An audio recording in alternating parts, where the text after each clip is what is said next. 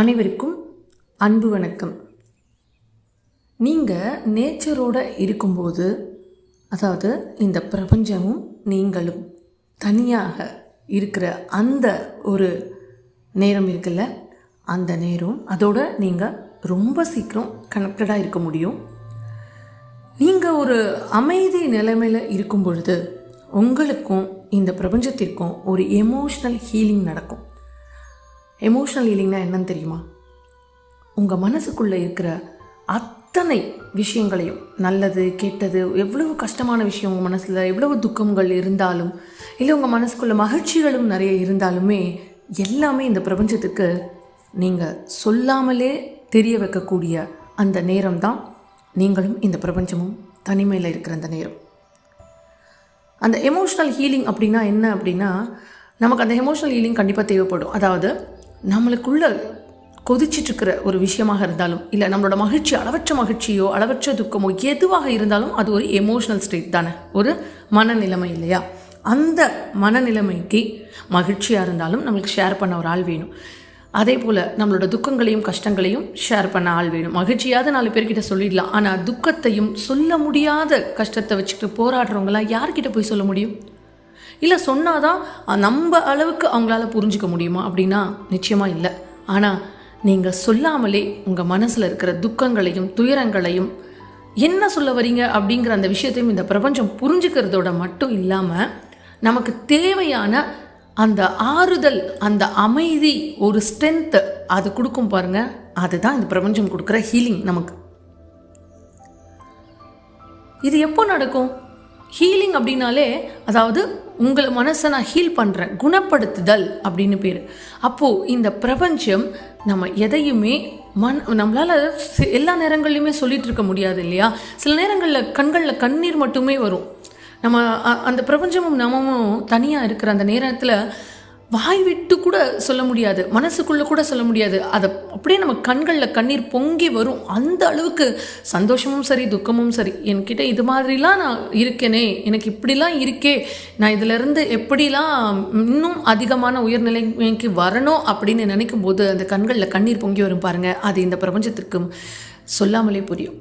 ஏன்னா அந்த இறை ஆற்றல் நம்ம கூடவே இருக்குது, நம்ம செய்கிற ஒவ்வொரு விஷயத்துலையுமே இருக்குது. இன்னொரு முக்கியமான விஷயம் என்னென்னா, அந்த இரையாற்றல் தானே இதையும் நடத்துது. ஒரு கஷ்டத்தை கொடுக்குதுனாலும் அது அந்த இரையாற்றல் தான். இந்த பிரபஞ்சம் ஏன் நமக்கு ஒரு கஷ்டத்தையும் கொடுக்கறதும் அதுவே தான், அதுலேருந்து வெளியில் கொண்டு வரதும் அதுவே தான், நம்ம முறையிடுறதும் அதுக்கிட்ட தான். ஸோ எதனால் இதெல்லாம் நடக்குது? அப்போது ஏன் சந்தோஷத்தையே கொடுத்துட்ருக்கலாமே? ஏன் அப்படின்னா, அந்த கஷ்டம் கொடுக்கும் பொழுது தான் நம்ம ஒரு பக்குவ நிலைமைக்கு வர முடியும், இந்த லைஃப் லெசன் கற்றுக்க முடியும். நம்ம ஏதோ ஒரு விஷயத்தை கற்றுக்காமல் இருக்கோம். அந்த விஷயத்தை கற்றுக்கிறதுக்காகத்தான் இந்த மாதிரியான கஷ்டங்கள் வருது. நம்ம என்ன நினைக்கிறோம்னா, அந்த கஷ்டத்தை தான் பார்க்குறோமே தவிர, எப்பொழுதுமே நம்ம என்ன பண்ணணும், ஒரு கஷ்டம் வந்தால் எனக்கு இப்படி வந்துருச்சு, ஏன் வந்துருச்சுன்னு புலம்ப ஆரம்பிச்சிடும். ஒரு நிமிஷம் நம்ம அந்த இடத்துல இது வந்திருக்குன்னா நான் இதுலேருந்து என்ன கற்றுக்கணும், எப்போ நீங்கள் உங்கள் கஷ்டத்துலேருந்து என்ன கற்றுக்கணுன்ற லெசனை புரிஞ்சுக்க ஆரம்பிச்சிட்டிங்களோ அப்போவே இந்த பிரபஞ்சம் உங்கள் கூடவே இருக்குங்கிறதும் உங்களுக்கு புரிய ஆரம்பிச்சிடும். இதுதான் தியானத்தில் நடக்குது. தியானத்தில் உட்காரும்போது நமக்கு என்ன ஆகுது? ஒரு தியானம் பண்ணி முடித்த உடனே பாருங்களேன், ஒரு பெரிய பாரம் குறைஞ்ச மாதிரி இருக்கும். நீங்களாக இருக்கணும் அப்படின்னு ஆசைப்பட்டீங்கன்னா தியானம் பண்ணி பாருங்கள். நான் ஏற்கனவே சொல்லியிருக்கேன், தியானம்ங்கிறது பெருசாக ரொம்ப எல்லாத்தையும் கற்றுக்கிட்டு மந்திர ஜபம் இதெல்லாம் சொல்லிட்டு உட்காரணுமா, அதுக்கு பெரிய ப்ரொசீஜர் இருக்கான்னு கேட்டால் இல்லை. அமைதியாக எங்கே ஒரு 10 நிமிஷம் உங்களுக்கு டைம் கிடைக்குதோ அந்த 10 நிமிஷம் அமைதியாக உட்கார்ந்து கண்களை மூடி உங்களை நீங்கள், அதாவது உங்கள் மூச்சு காற்றை நீங்கள் கவனித்தா போதும். உங்களோட பாரம் எல்லாம் குறைஞ்சு போன அந்த உணர்வை உங்களால் அந்த தியானத்துக்கு அப்புறம் உணர முடியும். அப்படியும் உங்களால் அந்த மாதிரி உங்கள் மூச்சு காற்றை கவனித்து தியானம் பண்ண முடியலையா? இந்த இயற்கையாக இருக்கிற நம்ம வீட்டு மொட்டை மாடியே போதும்னு நான் நிறைய தடவை சொல்லியிருப்பேன். இந்த வானத்தை நிமிர்ந்து பாருங்கள், அந்த நிலவை நிமிர்ந்து பாருங்கள், இந்த சூரியனை நிமிர்ந்து பாருங்கள், அந்த பறவைகள் ஒலியை கேளுங்க, காற்றின் ஒலியை கேளுங்க. இதுவே தியானம் தான். அப்படியே நீங்கள் லயிச்சு கண்கள் மூடி அந்த ஒரு 10 நிமிஷம் அதில் உங்களால் இருக்க முடிஞ்சால் கூட தாராளமாக போதும். ஒரு மிகப்பெரிய பாரம் குறைஞ்ச உணர்வை உங்களால் நிச்சயமாக அடைய முடியும். நீங்களாக இருக்கிறத உணர முடியும். உங்களோட ஒரிஜினல் குணம் எதுவோ அதுதான் அந்த நேரத்தில் வெளிப்படும். அப்போ தெரிஞ்சுக்கலாம் நம்மக்கிட்ட எத்தனை கெட்ட குணங்களும் இருக்குது, எத்தனை நல்லவங்களாகவும் நம்ம இருக்கிறோம், எதெல்லாம் நம்மக்கிட்டேருந்து நம்ம மாற்றிக்கணும் அப்படிங்கிறது அந்த ஒரு தியான நிலை, அந்த இயற்கையோடு சேர்ந்துருக்கிற அந்த நேரத்தில் உங்களுக்கு புரிய ஆரம்பிச்சிடும். அப்போது என்ன நடக்குது அப்படின்றத நீங்களே உங்களுக்குள்ளே ரியலைஸ் பண்ண ஆரம்பிச்சிருவீங்க. அப்போ ஒரு விஷயம் முக்கியமாக புரியுங்க. நிச்சயமாக இது நான் அனுபவத்தில் உணர்ந்து சொல்கிறேன்.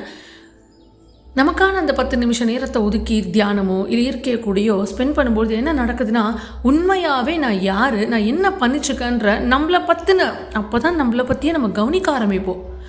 ஆமாம்ல, நான் இவ்வளோ நாளாக மற்றவங்களுக்காகவே தான் பழகியிருக்கேன், மற்றவங்களுக்காகவே தான் வாழ்ந்து வாழ்ந்து வாழ்ந்து அவங்க என்ன நினைப்பாங்க, இவங்க என்ன நினைப்பாங்க, இதை பண்ணால் என் குழந்தைக்கு சரியாக இருக்குமா, என்னோட கணவருக்கு சரியாக இருக்குமா, இல்லை என்னோட மனைவிக்கு சரியா, இது எல்லாமே தான் நம்ம நினச்சிட்ருக்கோம். அடுத்தவங்க என்ன நினைப்பாங்க, வெளியால் என்ன நினைப்பாங்க, இப்படி தான் நம்ம வாழ்ந்துட்டுருக்கோம் அப்படின்னு நமக்கு புரியும். நம்ம காணாமல் போய் நம்ம யார், நம்மளோட ஒரிஜினலை தொலைச்சிட்டோம், நம்ம காணாமல் போயிட்டோங்கிறதும் உங்களுக்கு அப்போ தான் புரியும். இந்த பிரபஞ்சம் பார்த்திங்களா எவ்வளோ அழகாக நமக்கு நம்மளை உணர்த்திருச்சு அந்த கொஞ்ச நேரத்தில்.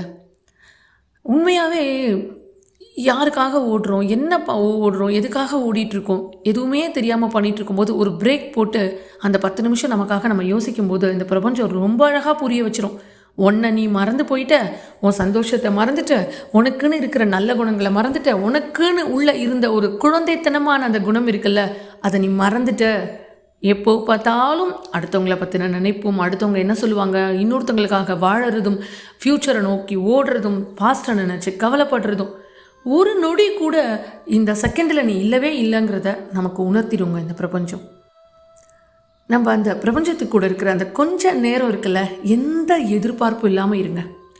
எவ்வளவு பெரிய ஹீலிங்கை உங்களுக்கு கொடுக்கும் தெரியுமா, எவ்வளவு பெரிய மாற்றத்தை கொடுக்கும் தெரியுமா அந்த 10 நிமிஷம். எந்த எதிர்பார்ப்பும் இல்லாமல் இருந்தீங்கனாலே போதும், வேறு எதுவுமே வேணாம். கண்ணை மூடி இந்த பிரபஞ்சத்துக்கிட்ட உங்களை நீங்கள் சரண்டர் பண்ணிவிட்டு அமைதியாக இருங்க. நான் இந்த 10 நிமிஷம் என்ன உங்ககிட்ட ஒப்படைக்கிறேன். எந்த எண்ணங்களும் இல்லாமல் ஒரு 10 நிமிஷம் முயற்சி பண்ணுங்கள். தினம் தினம் ஒரு 10 நிமிஷம் முயற்சி பண்ணிங்கன்னா நிச்சயமாக ஒரு நாள் உங்களுக்கு எந்த எண்ணமுமே வராமல் நீங்களும் அந்த பிரபஞ்சமும் மட்டும் இருக்கிறத உணர்வீங்க. எந்த எதிர்பார்ப்பும் இல்லாத அந்த நேரத்தில் உங்கள் கவனம் முழுவதும் உங்கள் மேலேயே தான் இருக்கும். உங்கள் மனசு அந்த இறை சக்தியை நோக்கி சரணாகதியில் இருக்கும் பொழுது நீங்கள் இந்த பிரபஞ்சத்துக்கூட இணைய நீங்கள் இந்த பிரபஞ்ச சக்தி உங்களை அரவணைச்சிக்கிறதும் உங்களுக்கு புரியும். மிக அற்புதமான நேரமாக அது இருக்கும். இந்த பிரபஞ்சம் நம்மளை அப்படியே எப்படி சொல்கிறது, நம்ம அதுக்குள்ளே மூழ்கிடுவோம். அது உணர்ந்து பார்க்கும் பொழுது தான் புரியும். இந்த நிலையில் உங்களால் எவ்வளவு நேரம் இருக்க முடியுதோ இருங்க. இந்த நிலை எனக்கு வரலையே அப்படின்னு சில பேர் சொல்லலாம். தினம் தினம் இதை நீங்கள் செய்யும் பொழுது இந்த நிலை நிச்சயமாக உங்களுக்கும் வரும். அப்போது கிடைக்கிற அந்த சக்தி இருக்குது பார்த்தீங்களா, அதுக்கு அளவே இல்லைங்க. அந்த ஒரு எனர்ஜி தான் நீங்கள் கேட்டதை உங்களுக்கு தரக்கூடிய அந்த ஒரு நிலை. இந்த நிலையில் ஒரு செகண்ட் இருந்தால் கூட அது உங்களுக்கு எனர்ஜி தாங்க. உங்களை நீங்கள் மெய் மறந்து நீங்கள் ஒரு நிமிஷம் இருந்துட்டீங்கன்னா கூட போதும். இதை விட சிம்பிளாக நம்ம இந்த பிரபஞ்சத்துக்கு எத்தனையோ ரூல்ஸ் சொல்கிறாங்க. நம்மளுக்கு லா ஆஃப் அட்ராக்ஷன்லேருந்து இந்த பிரபஞ்சத்துக்கான விதியிலேருந்து நம்ம எழுதணும், போகணும், இத்தனை வாட்டி கேட்கணும், இப்படிலாம் கேட்கணும். இந்த நேரத்தில் எல்லாத்தையும் விட்டு கொஞ்சம் ஓரம் தள்ளி வச்சுட்டு நீங்கள் ஒரு இயல்பான இந்த பிரபஞ்சத்தை நேசிக்கிற ஒரு மனிதனாக, இந்த பிரபஞ்சமும் உங்களை நேசிக்குது அப்படிங்கிற ஒரு நம்பிக்கையோடு இருக்கிற ஒரு மனுஷனாக இந்த நிலையை அனுபவிச்சு பாருங்களேன். எதுவுமே வேணாங்க. ஏங்க எப்போ பார்த்தாலும் ஏதாவது ஒன்று நம்ம கேட்டுட்டு தானே இருக்கோம். நான் என்ன சொல்கிறேன், இது வேணும் அது வேணும்னு கேட்குறத விட முழுமையாக நான் என்னை உங்ககிட்ட ஒப்படைக்கிறேன். நான் உன் குழந்தை, எனக்கு என்னெல்லாம் கொடுக்கணும்னு உனக்கு தெரியும், அது எல்லாத்தையும் நீ கொடுத்துருன்னு சொல்கிறது தானேங்க பெஸ்ட்டு எப்பொழுதுமே. இந்த ஃபீல் ஒரு தடவை நீங்கள் அனுபவிச்சிட்டிங்க அப்படின்னா நீங்கள் எப்போ நினச்சாலும் அந்த ஃபீல்குள்ளே போக முடியும். இதற்கு அப்புறம் பாருங்கள், உங்களோட லைஃப் நீங்கள் கவனிங்க, மிக அற்புதமான மாற்றம் உங்கள் லைஃப்பில் நடக்கிறத நீங்கள் உணர முடியுங்க. இதுக்கு நானே சாட்சி. ஒவ்வொரு நாளும் புது நாளாக இருக்கும். ஒவ்வொரு நிமிஷமும் இதுக்கு முன்னாடி நடந்த விஷயமும் இனிமேல் நடக்க போகிற விஷயத்துக்கும் அந்த டிஃப்ரென்ஸ் உங்களால் அனுபவபூர்வமாக உணர முடியும். ஆனால் இது என்ன தான் அடுத்தவங்க சொன்னாலும் நிச்சயமாக இது வராது. நீங்களாக உங்களுக்கான அந்த டைமை இந்த இயற்கை கூட செலவழித்து இருந்து பார்த்து அனுபவித்தா மட்டும்தான் உங்கள் அனுபவத்தில் தான் இது வரும். நாம் இங்கே வந்ததே இந்த மாதிரியான லெசன்ஸை கற்றுக்கிறதுக்கு தாங்க, இந்த அனுபவங்களை கற்றுக்கிறதுக்கு தான். என்ன பாடம்னு தெரியுமா நம்ம இங்கே வந்ததுக்கான காரணம்? எதிர்பார்ப்பு இல்லாத அன்பை காட்டுறதுக்கு. ஆனால் யாருக்கிட்ட காட்டணும்னு நினைக்கிறீங்க? அடுத்தவங்க மேலேயா? இல்லை, நம்ம நினச்சிட்ருக்கோம் அடுத்தவங்க மேலே தான் நான் எதிர்பார்ப்பு இல்லாத அன்பை காட்டணும், அதுக்காக தான் நான் வந்திருக்கேன். எல்லா உயிர்கள் கண்டிப்பாக வாயிலா ஜீவன்கள் மேலே காட்டுங்க, அது ரொம்ப ரொம்ப முக்கியம். ஆனால் அது எல்லாத்துக்கும் முதல்ல யார் மேலே தெரியுமா நம்ம எதிர்பார்ப்பு இல்லாத அன்கண்டிஷனல் லவ்வை காட்டணும்? முதல்ல நம்ம மேலே தான் இந்த அன்கண்டிஷனல் லவ் வரணும். நம்மளை முழுமையாக நேசிக்கணும், நம்ம உடம்பை நேசிக்கணும், நம்ம கை கால்களை கவனமாக பார்க்கணும். ஒரு நாள் கூட இந்த கால் இல்லைன்னா நம்ம எப்படிங்க நடக்க முடியும்? இந்த கை இல்லைன்னா என்ன வேலை நடக்கும்? ஒரு நாளாவது இந்த உடம்புக்கு நம்ம நன்றி சொல்கிறோமா? எதிர்பார்ப்பு இல்லாமல் அது வேலையை செஞ்சுக்கிட்டே இருக்குது. இந்த இதயம் துடிச்சுக்கிட்டே இருக்குது, சாகிற வரைக்கும் துடிக்கிற இந்த இதயத்தை என்றைக்கு நம்ம கவனித்து பார்த்துருக்கோம்? அப்போது நம்ம முதல்ல நம்ம மேலே அந்த அன்பை காட்டணும். அதை விட்டுட்டு நம்ம என்ன பண்ணுறோம், நம்ம மற்றவங்க மேலே போய் அன்பை காட்டி அவங்க நம்ம மேலே திருப்பி காட்டுவாங்களான்னு எதிர்பார்த்து கடைசியில் அதுவும் இல்லாமல் சோகத்தில் போய் முடிஞ்சு நம்ம உட்காந்து நான் அன்பு காட்டினேன், எனக்கு திருப்பி அவங்க அன்பு காட்டலை. யாராலையாவது இப்போ அந்த மாதிரி எதிர்பார்ப்பு இல்லாத அன்பு காட்டுறவங்க இருக்காங்களா இந்த காலத்தில்? இல்லை. நமக்கு ஏற்ற மாதிரி ஒரு விஷயம் நடக்கலை அப்படின்னா உடனே நம்ம கோவப்பட்டுடுறோம். அது அது அது எதிர்பார்ப்பு இல்லாத அன்பாக இருக்குமா? நான் உன் மேலே அன்பு காட்டுறேங்க, எனக்கே நிறைய கமெண்ட்ஸில் பார்த்துருக்கேன், நான் எவ்வளோ பாசம் வச்சுருந்தேன், என்னை ஏமாற்றிட்டாங்க. நம்மளை எப்படி இன்னொருத்தங்க ஏமாற்ற முடியும்? ஏன்னா நம்ம அவங்கக்கிட்ட எதிர்பார்த்துருக்கோம், அதனால தான் ஏமாறுறோம். நம்ம கேட்கலாம், நான் அன்பு காட்டுறேன், அன்பு தானுங்க நான் எதிர்பார்க்குறேன், அது தப்பான்னு. முக்கியமாக எதிர்பார்க்கக்கூடாததே அந்த அன்பு தான். அதற்கு பேர் தான் எதிர்பார்ப்பு இல்லாத அன்பு. ஸோ அன்கண்டிஷனல் லவ், அதாவது அவங்க என்ன வேணால் பண்ணிட்டு போட்டோம், அவங்க திருப்பி எனக்கு காட்டட்டும், அன்பு காட்டாமல் போகட்டும், எனக்கு திருப்பி நல்லது செய்யட்டும், செய்யாமல் போட்டோம், எனக்கு தேவையில்லை, நீ எப்படியோ. எல்லா ஜீவன்களையும் இறைவன் படைத்தார், எல்லா ஜீவன்களுக்குள்ளேயும் இறைவன் இருக்குன்னா நான் எல்லா ஜீவன்களையும் நேசிக்கிறேன், அதில் நீ ஒன்று, அவ்வளோதான். அதனால் நம்ம எப்போவுமே நம்ம மற்றவங்கக்கிட்ட அன்பு காட்டுறது எதிர்பார்ப்பு இல்லைன்னு சொல்லவே முடியாது. நிச்சயமாக ஏதோ ஒரு எதிர்பார்ப்போடு தான் நம்ம அந்த அன்பை காட்டிகிட்டு இருக்கோம். ஆனால் இதே நம்ம மேலே நம்ம அந்த அன்பை காட்டும்போது நம்மக்கிட்டேருந்தே நம்ம எதிர்பார்க்க முடியுமா? நிச்சயமாக எதுவுமே எதிர்பார்க்க மாட்டோம். ஸோ எவ்வளவு தப்பு பண்ணாலும் நம்மளே மன்னிச்சிக்க முடியும். நம்மளுக்கு நம்ம தண்டனை கொடுத்துப்போமா, நான் தப்பு பண்ணிட்டேன் உடனே போய் நான் கையை வெட்டிக்கிறேன் காலை வெட்டிக்கிறேன் கொடுக்க மாட்டோம்ல. அப்போ முதல்ல நம்ம அன்கண்டிஷனல் லவ் பண்ணணும். நம்மக்கிட்டேருந்து எந்த எதிர்பார்ப்பு இல்லாமல் நம்மளால் இருக்க முடியும். நம்ம எவ்வளோ தப்பு பண்ணாலும் நம்மளால் மன்னிச்சிக்க முடியும். நம்ம எந்த அளவுக்கு நேசிக்கிறோமோ முதல்ல நம்ம அதைத்தான் செய்யணும். அப்போது தான் அடுத்தவங்களையும் அதே அளவுக்கு நேசிக்க முடியும். நம்ம எடுத்தவொடனே அடுத்தவங்க மேலே அன்பு வச்சு அடுத்தவங்கள நேசிக்கிறோம், கிடையவே கிடையாது. இந்த நிமிஷத்துலேருந்து உங்களை நீங்கள் எப்படி இருக்கீங்களோ முழுமையாக அப்படியே ஏற்றுக்கொள்ளுங்க. அப்படியே ஏற்றுக்கோங்க. கருப்பாக இருக்கலாம், சிவப்பாக இருக்கலாம், கோவப்பட்டிருக்கலாம், நம்ம என்ன இவ்வளோ ஒரு மோசமான ஜென்மமாக இருக்கோன்னு நம்மளை திட்டிருக்கலாம்.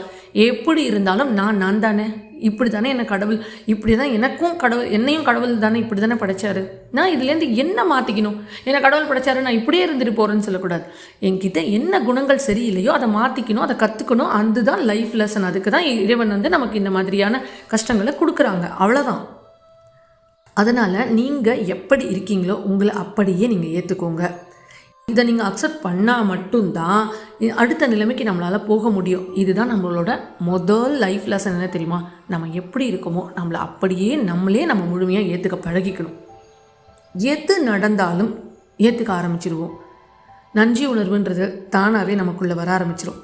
அப்படி நன்றி உணர்வோடு இருக்கும் பொழுது நம்ம மனம் அவ்வளவு லேசாக இருக்கும். அது அனுபவித்து பாருங்களேன், அனுபவித்தவங்க நிறைய பேர் இருப்பீங்க. இன்னொரு விஷயம் என்னென்னா, நம்ம ஒரு விஷயத்துக்கு நன்றி சொல்கிறத விட நம்ம வாழற வாழ்க்கையே நன்றி உணர்வோடு வாழ்ந்துடலான்ற. ஒவ்வொன்றுத்துக்கும் நன்றி, இறைவா நன்றி, அப்படி இல்லாமல் இந்த வாழ்க்கையே நீ கொடுத்தது, இதுக்கே நான் எவ்வளோ பெரிய நன்றி சொல்லணும். இந்த மனுஷ ஜென்மமாக நம்மளை கொடுத்து நமக்கு அந்த இறைவனை உணரக்கூடிய ஆற்றல் இந்த மனிதர்களுக்கு இருக்குன்னு சொல்லுவாங்க. அதுக்கு தான் மனுஷ ஜென்மம். அப்போது ஒரு பேராற்றலை உணரக்கூடியதாக ஒரு மனுஷனாக நம்மளை படைச்சிருக்காங்களா, அதுக்கே நம்ம எவ்வளோ நன்றி சொல்லணும். அப்படி நம்ம வாழ்க்கைக்கு நம்ம நன்றியோடு இருந்தாலே நமக்கு எது தேவையோ அது தானாக வரும். எல்லாமே இந்த கடவுள் தந்தது. எது நடந்தாலும் அது என் நல்லதுக்காகத்தான் நடந்திருக்கு. எது நடந்துச்சுக்கோ அதுவும் என் நல்லதுக்காக தான் நடக்குது. இனிமேல் எது நடக்க போகுதோ அதுவும் என் நல்லதுக்காகவே தான் இந்த பிரபஞ்சம் நடத்தி கொடுக்குன்ற அந்த நம்பிக்கையை மட்டும் உங்களுக்குள்ளே நீங்கள் விதைச்சிக்கோங்க. இதுவே போதுங்க. வேறு எதுவுமே நம்ம பெருசாக செய்வேன். இதை விட இன்னும் என்னங்க நம்ம செலவு இல்லாமல் பண்ணிட முடியும்? ஸோ நம்ம எதை கற்றுக்கணுமோ அதை கற்றுக்கணும். இந்த நொடி இந்த நிமிஷம் வாழுங்க. போனது போகட்டும், வரப்போகிறது வரட்டும், எது வந்தாலும் சமாளிக்கணும் அப்படின்னா இந்த நொடி நீங்கள் ஹாப்பியாக இருக்கணும். நீங்களே யோசிச்சு பாருங்களேன், நம்ம சோர்ந்து போய் ரொம்ப கஷ்டத்தில் இருக்கும்போது நம்ம சுற்றி எல்லாமே பயமாக இருக்கும். சின்ன விஷயத்துக்கெல்லாம் தொட்டதுக்கெல்லாம் கண்ணில் தண்ணி வந்துடும். என்ன பண்ணுறதுனே தெரியாது, யார்கிட்ட போய் ஷேர் பண்ணுறதுன்னு தெரியாது. யாராவது ஏதாவது சொன்னாலே சின்ன சின்ன விஷயத்துக்கெல்லாம் அழுதுருவோம், பயந்துருவோம். ஐயோ என் வாழ்க்கையை நினச்சி எனக்கு பயமாக இருக்கேன்னு புலம்ப ஆரம்பிச்சிடும். இதெல்லாம் எப்போ நடக்கும்? நம்ம மேலே நமக்கு லவ் இல்லாத போது, நம்மளை பற்றி நம்ம கவனம் இல்லாத போது, நம்மளால் முடியுன்ற கான்ஃபிடென்ட் இல்லாத போது. ஏன் இதெல்லாம் இல்லை? ஏன்னா நம்மளை நேசிக்கிறது இல்லை. நான் என்னை நேசிப்பேன், என் முகத்தை நேசிக்கிறேன், என் உருவத்தை நேசிக்கிறேன், இறைவன் கொடுத்த என்னோட மனசை நேசிக்கிறேன். நான் இப்படி தான் இருக்கேன். ஓகே, என்கிட்ட இந்த சில தவறுகள் இருக்கா, நான் அதை மாற்றிக்க ரெடியாக இருக்கேன்னு சொல்லி நீங்கள் இறங்குங்க. ஏன் முடியாது? நிச்சயமாக எல்லாராலையும் முடியும். எல்லாருக்கும் ஏதோ ஒரு அந்த டைம் வரும். டவுன் டைம்ன்றது எல்லாருக்கும் வரும். ஆனால் அதுலேயே இருந்துட மாட்டோம்ல. ராட்டின மாதிரி மேலே போனால் கீழே இறங்கணும், கீழே வந்தால் மேலே போகணும். இப்போ கஷ்டமாக இருக்குது, ஓகே, இன்னும் கீழே வர அந்த கஷ்டம் போய் மேலே வர ஆரம்பிப்போம்.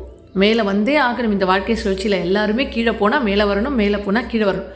ரெண்டையுமே ஈக்குவலாக பார்க்க ஆரம்பிச்சோன்னு வச்சுக்கோங்களேன், நமக்கு எந்த கஷ்டமே இருக்காது. அதுதான் முடியல. இல்லை, ஏன் முடியலன்னா நம்ம இயற்கையை விட்டு ரொம்ப தள்ளி போயிட்டோம், இறைவனை விட்டு ரொம்ப தள்ளி போகிறோம். இந்த வாழ்க்கையோட ஓட்டம் அப்படி ஆயிடுச்சு. அப்போது தள்ளி போன எங்கே தொலைச்சோமோ அங்கே தான் நம்ம தேடணும். தள்ளி போன நம்மளால தான் திருப்பியும் கிட்ட வர முடியும். இதெல்லாம் பேசுகிறதுக்கு நல்லா இருக்குங்க, கேட்குறதுக்கு நல்லா இருக்குது. செய்ய முடியல அப்படின்னா வாழ்க்கை செய்ய வைக்கும், அதற்கான நிலைமையை உருவாக்கும். எனக்கு அதுக்கெல்லாம் டைமே இல்லைன்னா உங்களுக்கு அந்த டைமை வர வைக்கும். எல்லாருக்கும் ஒரு டைம் வரைக்கும் நம்ம ஒரு உடம்பு சரியில்லை, ரெஸ்ட் எடுக்கணும் அப்படின்னா நான் எடுக்க மாட்டேன், ஓடிக்கிட்டே இருப்பேன்னா மொத்தமாக ஒரு நாள் நம்மளை படுக்க வச்சு அது ரெஸ்ட்டை கொடுத்துரும். அப்போ நம்ம தான் கஷ்டப்படுவோம். அதனால் நம்ம வாழும் பொழுது ஒரு தினம் ஒவ்வொரு நாள் புதுசாக பிறக்குதில்ல, அதில் ஒரு 10 நிமிஷம் காலையிலேருந்து நீங்கள் வேலை பாருங்கள், அந்த இரவாது அந்த 10 நிமிஷம் ஒதுக்குங்க. உங்களுக்கான நேரமாக ஒதுக்க. அந்த 10 நிமிஷம் உங்கள் வாழ்நாளே மாற்றணும்னா நம்ம ஒதுக்கக்கூடாதா? ஸோ அதனால் நான் சொன்ன இந்த விஷயத்தை இந்த பிரபஞ்சத்தோட இணைதலை முயற்சி பண்ணி பாருங்கள். ஒரு மிகப்பெரிய குணப்படுத்துதல், ஹீலிங் உங்களுக்கு நடக்கும். நிச்சயமாக இந்த பிரபஞ்சம் நம்மளை ஹீல் பண்ணணுன்னு நம்புங்க, உங்களை குணப்படுத்திட்டு இருக்குன்னு நம்புங்க. அதற்காக தான் உங்கள் வாழ்க்கையில் ஒவ்வொரு விஷயமும் நடக்குது. இந்த பதிவு கூட அப்படி தான். ஒவ்வொரு பதிவும் நம்ம கண்ணில் எத்தனையோ பேர் வீடியோ போடுறாங்களே, எவ்வளோ பதிவுகள் நம்ம கண்ணில் படுதுன்னா ஒவ்வொரு பதிவின் மூலமாக இந்த இயற்கை நமக்கு ஒவ்வொரு விஷயத்த சொல்லுது. அப்படி பார்க்கும்பொழுது இந்த பதிவில் நீ உனக்காக கொஞ்சம் நேரம் ஸ்பெண்ட் பண்ணுன்னு தான் சொல்லுது, அதுக்காக கேட்கல. பிரபஞ்சம் என்றைக்குமே தனக்காக கேட்டதில்லை. இந்த பிரபஞ்சமும் நாமும் ஒன்று தானே. ஸோ நமக்கான நேரத்தை செலவு பண்ணும் பொழுது நம் வாழ்க்கை அற்புதமானதாக மாற ஆரம்பிக்கும். முயற்சி பண்ணி பாருங்கள். மீண்டும் ஒரு நல்ல பதிவில் உங்களை சந்திக்கும் வரை நன்றி.